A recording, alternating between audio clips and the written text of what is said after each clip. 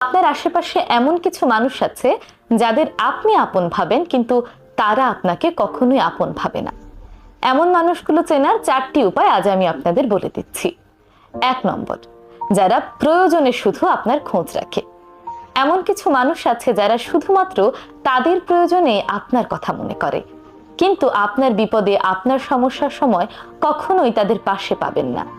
যখনই তারা কোনো বিপদে পড়বে, তখনই তারা আপনজন সেজে আপনার কাছে ছুটে আসবে, কিন্তু আপনার বিপদে আপদে তারা সুন্দর করে লুকিয়ে থাকবে, কিংবা আপনার খোঁজ খবর নেওয়ারও প্রয়োজন মনে করবে না। এই মানুষগুলো থেকে সাবধান থাকুন। এরা আপনজন হিসেবে আপনার কাছে থাকে ঠিকই, কিন্তু ভেতরে ভেতরে আসলে আপনাকে কখনোই আপন মনে করে না।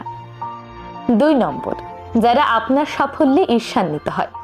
যেই মানুষগুলো আপনার সাফল্যে খুশি হতে পারে না, বরং ঈর্ষান্বিত হয়, তারা কখনোই আপনাকে আপন ভাবে না। কারণ যারা আপনাকে আপন